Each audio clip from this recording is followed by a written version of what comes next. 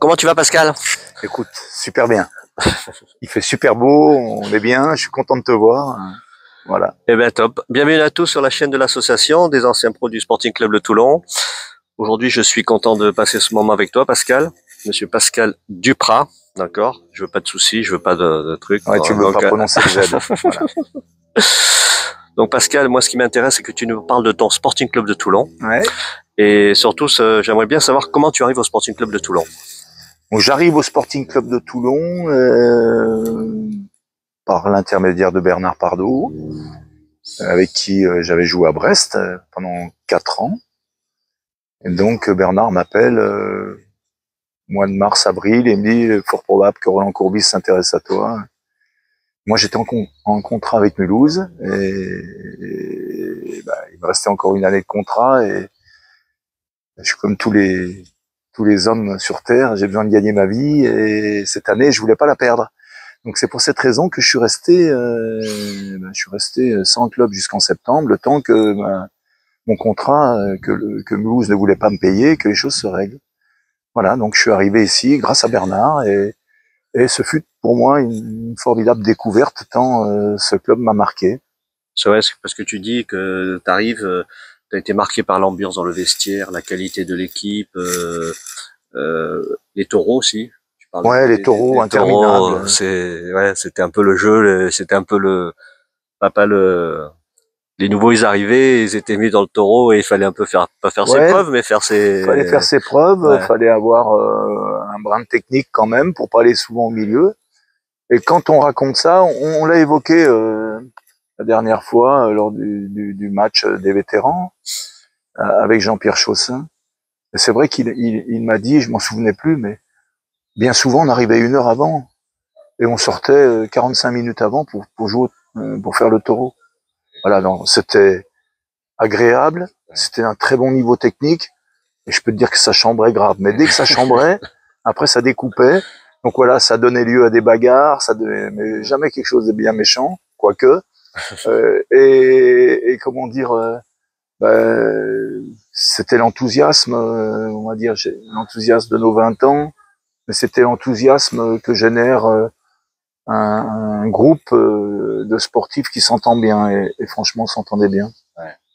Pendant ces moments-là, quand tu arrives, est-ce qu'il y a des joueurs déjà qui te marquent? Est-ce qu'il y a peut-être que tu es accueilli par certains, une affinité, un truc? Ouais, tout le monde. J'étais bien accueilli par tout le monde, y compris mes concurrents. Bon, Bernard déjà, parce que bon, sa débauche d'énergie, elle était incroyable. Moi, j'ai beaucoup aimé. J'ai un respect profond pour Bernard Pardoux, pour l'homme sincère et tellement gentil qu'il est. J'étais sidéré, surpris, estomaqué par les performances de Delionis qui était adjoint, mais qui souvent s'insérait dans les jeux, souvent ou toujours s'insérait dans les taureaux, mais était d'une qualité technique impressionnante, et puis une qualité dans la moquerie, mais juste géniale avec son accent sud-américain. Donc oui, ces garçons-là m'ont marqué. Roger Mendy m'a marqué par sa classe naturelle. Puis ensuite Peter Bosz et tous les joueurs. François Zawi, que j'ai revu aussi avec beaucoup de plaisir. Mais que d'en citer quelques-uns, ça voudrait dire que j'en oublie d'autres. Ouais.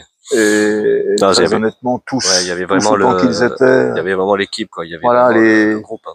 On va dire les statuts du Sporting que représentent Luigi et Alfano et Jean-Louis Béringuet, on peut pas les dissocier de cette aventure-là. Voilà, j'ai passé vraiment 2 ans extraordinaires. 2 ans.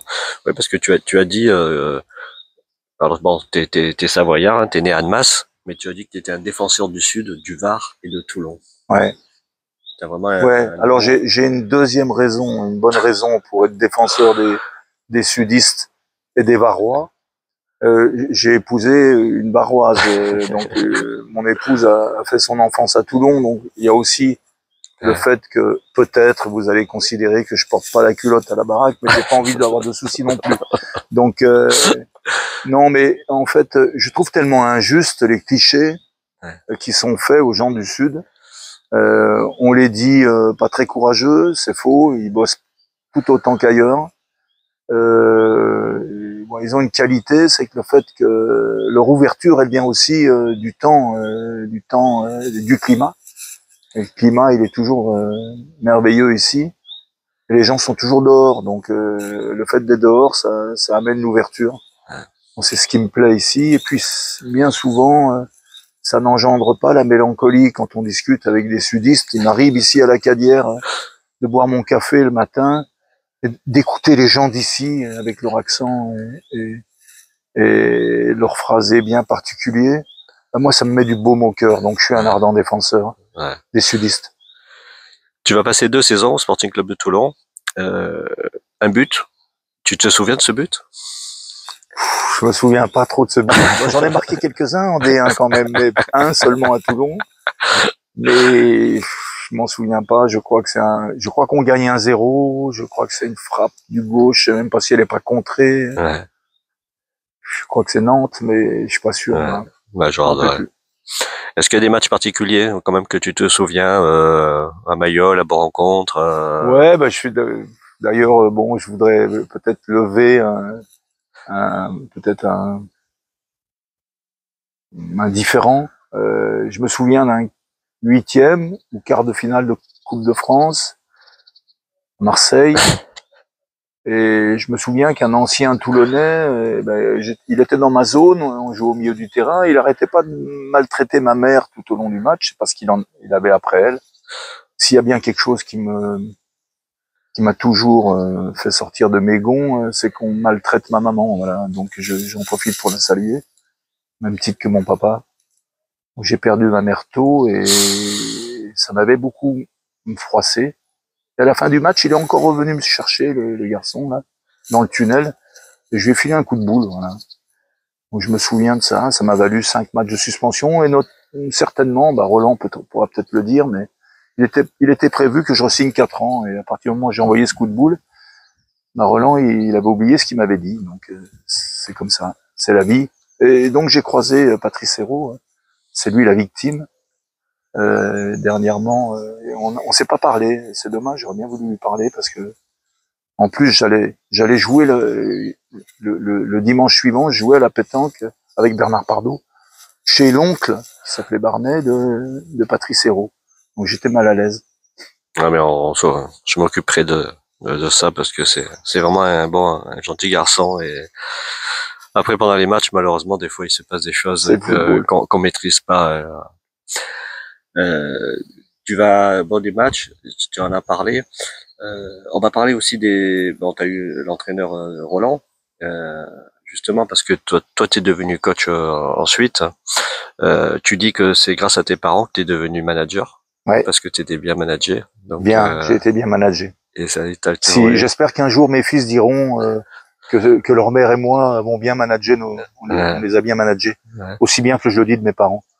Tout ce que j'ai, c'est très difficile de parler de soi, mais tout ce qu'il me semble avoir de bon, je le dois à mes parents. Ouais. Et la pugnacité, le fait d'avoir le goût à l'effort, de travailler, d'aimer les gens, voilà, de rester à ma place, voilà, de considérer que j'ai juste eu une chance terrible d'être footballeur professionnel, puis ensuite d'avoir cette chance d'entraîner, d'être un tout petit peu connu. Mais bon, ça m'empêche pas d'être humble, et l'humilité, je la dois à mes parents. Ils ont bossé toute leur vie. Et ma sœur et moi, ils sont partis de rien, et voilà, d'avoir vu mes parents tout au long de leur vie s'arracher, c'est un exemple pour moi.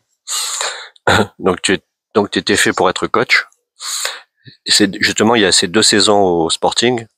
Tu prends déjà un peu dans le vestiaire les causeries de Roland, tout, hein, que ce soit les entraînements et tout ça. Tu commences déjà à prendre. Tu te dis déjà que putain, ça c'est pas mal quand même ça. Ce que je retiens de Roland, c'est bien sûr la faconde, capacité. Un entraîneur doit être entraînant, et Roland Courbis était un entraîneur entraînant. Mais quand on est entraîneur entraînant, bien souvent c'est un facteur limitant, parce qu'on vous juge comme étant un gentil organisateur, quoi. Mais Roland, il avait aussi cette faculté à être en avance tactiquement sur les autres. En tout cas, sur tous les entraîneurs que j'ai eu avant, et Dieu sait si j'en ai eu des prestigieux. puisque certains d'entre eux, notamment l'un d'entre eux, a été entraîneur de l'équipe de France, Raymond Domenech, que j'ai eu à Mulhouse. Or, Raymond Domenech, il m'a rien appris. Voilà, j'ai rien pris de ce que faisait Raymond Domenech. C'est peut-être pas parce qu'il était, attention, hein, je suis pas en train de dire qu'il était mauvais, bien au contraire. Mais en tout cas, sa manière de faire, elle me plaisait pas. Par contre, celle de Roland, elle était plus en adéquation avec ce qui me transportait. J'avais besoin d'être transporté par mes entraîneurs. Ouais. Roland me transportait. Ouais. Et Raymond Domenech, qui me faisait tout le temps jouer pourtant, hein. Raymond Domenech, en fait, il me filait, il me lestait, en fait, par son discours. Alors que Roland m'allégeait. Voilà, j'ai l'impression qu'on était les meilleurs joueurs du monde quand on était passé dans les mains de Roland Courbis. Je lui dis souvent. Donc, ça a été davantage qu'une inspiration. En fait, il a suscité une vocation chez moi. J'avais pas envie d'être entraîneur. J'ai toujours eu une réflexion sur le jeu. Ça m'a toujours intéressé. Mais j'avais pas programmé le fait d'être entraîneur. Ah, c'est bien, c'est vrai. Et en plus, bon, je sais pas si tu as envie qu'on en parle, mais bon, qui est sur un banc d'entraîneur, il y a la pression, il y a tout. Bon, avec le cardio et tout ça, c'est chaud quand même. C'est chaud. Ouais, mais bon, en fait, voilà, je vais tenter de synthétiser le fait de pratiquer un métier à tension et mes soucis de santé. Bon, déjà, mes soucis de santé, ils ont rien à voir avec le métier d'entraîneur, parce que je suis pas débile. Et s'il existait le moindre risque, j'arrêterais. Tu le prendrais pas. Hein. Ou j'aurais pas continué à entraîner. Ouais. En fait, moi, j'ai fait, malheureusement, parce que c'est congénital, parce que c'est comme ça dans ma famille, j'ai fait un infarctus à 38 ans. Et à partir de là, j'ai perdu 35% de la fonction cardiaque. Et je vais te dire que ce malheur, il m'a servi dans mon métier. Pourquoi il m'a servi? Parce qu'on dit jouer au foot. Et le foot, c'est un jeu. Et entraîneur de foot, on se fabrique une pression. Parce qu'on est juste là pour faire jouer des garçons. Pour faire en sorte qu'ils s'amusent. Alors bon, on a aussi des patrons qui s'amusent, mais eux avec des liasses de billets. Ceux-ci, quand ils perdent un peu, ben, ils s'amusent moins. Mais malgré tout, c'est du jeu, c'est de l'amusement, voilà. Et de l'amusement qui doit être sérieux. Donc la pression sur le terrain, je la méconnais. Voilà. J'ai les glandes. Ouais. J'exprime mes sentiments sur le banc de touche, ou ailleurs, ou en conférence, ou lors des causeries avec les joueurs. Mais j'ai pas de pression. La seule pression que je connais, c'est 2 fois dans ma vie, mon premier infarct, et puis ensuite quand j'ai fait une syncope à Toulouse, où là encore une fois j'ai failli trépasser. Ça, c'était de la vraie pression. La pression du foot. Non. Zéro pression. C'est bien. J'ai vu aussi que t'as 2 amis dans le football, c'est Thierry Taberner et Espagnol, donc qui ont joué au Sporting Club de Toulon, hein. Ouais. Donc c'est vraiment parce que dans le football on dit ouais, les copains, ouais, toi, moi, mais non, c'est bien d'avoir quand même de garder des relations et toujours, parce que j'ai vu avec au dernier rassemblement contre les anciens du FC Metz, il y avait Thierry, et c'est vrai que vous avez cette complicité, cette j'aurais bien voulu que Pierre soit là, mais c'est dommage. Thierry Taberner, c'est d'une part un très bon footballeur, d'autre part c'est devenu mon ami. C'est un garçon qui m'a beaucoup aidé dans l'évolution de mon club. Donc moi, je suis la face visible de l'iceberg du FC Gaillard, qui est devenu Evian Tonon Gaillard. Mais il faut savoir que Thierry et sa chérie Nicole, à l'époque, je les ai fait venir dans mon club, et il a joué pour le FC Gaillard pendant une bonne dizaine d'années. Il est arrivé en honneur régional, et notre club était aux portes du national quand il en est parti, reconverti aux Nations Unies grâce aux dirigeants du club. Et c'est devenu mon ami. Et Pierre est mon ami également. Attends un instant, petit, on finit, mon petit Toto, t'es un amour. Et oui, c'est un ami, voilà. Et Pierre est un ami également, et on s'appelle souvent, mais j'en ai plusieurs, mais ceux-ci comptent pour moi. Le Sporting. Tu suis un peu le Sporting Club de Toulon de maintenant? Tu le suis un peu? Oui, je suis, ouais. Qu'est-ce que tu penses qui manque à ce Sporting Club de Toulon pour pouvoir revenir en national, en Ligue 2 et en Ligue 1, puisqu'il y a la place à Toulon pour avoir un beau club dans les Hautes-Sphères. Ouais. Qu'est-ce que toi tu penses qui manque à sans bien sûr. En fait, j'ai essayé de réfléchir à ce qui ne manque pas. Donc voilà, je vais prendre le problème par l'autre bout. Donc Toulon est la 12e ville de France. Donc il y a une densité de population forte, économique non négligeable. Donc le bassin favorable. Les politiques ici ont tous, comment dire, sont tous structurés. Donc savent tous qu'un club de football à un bon niveau, ça tire une région vers le haut. Il y a une ferveur populaire à Toulon, parce que quand Toulon marche, même en National 2, il y a du monde au stade comme il est rare de trouver. Il y a de glorieux anciens qui sont partout, qui sont au club. Et puis malgré ça, ce club, il a du mal à sortir de National 2. Alors je sais que c'est difficile. Donc moi je vais me garder de faire des critiques, parce que d'abord je ne connais pas beaucoup le président du club et ce qu'il en fait. Je sais qu'il met certainement son argent, mais ça mérite de décoller. Alors quelquefois ça se joue à pas grand chose, voilà, faut de la persévérance certainement, mais je me garderai bien de faire des commentaires. Toujours est-il que pour moi ça sonne comme une incongruité, que le Sporting ne soit qu'en National 2, c'est quelque chose d'incongru, mais jusqu'à preuve du contraire, ça date d'avant l'arrivée du président actuel. Ça fait longtemps que ça date. Donc ça fait longtemps que c'est une incongruité. Ouais. Cette incongruité, il faut qu'elle soit réparée. Parce que le Sporting mérite d'avoir un club à un très bon niveau. Tu disais national. Je pense que le Sporting doit s'ancrer durablement au minimum en Ligue 2. Voilà, c'est ce que je pense de ce club-là. Et ça fera du bien à tout le monde, à ceux qui n'ont pas connu la D1 de l'époque, parce qu'il y en a maintenant, ça date, et à ceux qui ont performé dans ce club au niveau amateur, et à tous les amoureux du Sporting. Ouais. Ça fera beaucoup de bien. J'espère qu'on le verra bientôt. C'est tout ce qu'on espère. Surtout que cette année, c'est les 85 ans de ce club, donc voilà. Tu voulais finir avec autre chose? Moi, je voulais simplement dire que ce que vous faites avec Luigi, à savoir de faire vivre le Sporting d'antan, au travers de vos manifestations qui regroupent les vétérans, je trouve ça magnifique. J'ai eu cette chance de participer la dernière fois au match contre Metz à Saint-Mandrier. Voilà, c'est Antonin, c'est mon petit neveu par procuration qui est là-bas et qui s'impatiente que je vienne jouer avec lui. Donc Antonin, je termine et après je joue avec toi. Et surtout, tu dis pas à ton papa que j'ai pas joué avec toi, que j'ai pas envie de m'engueuler avec ton père. Non, je serai témoin, y a pas de souci. Donc voilà, je voulais te remercier pour ce que tu fais, parce que j'ai eu du mal à venir. Je m'en suis expliqué auprès de toi, souvent au téléphone, parce que quelquefois c'est difficile pour moi.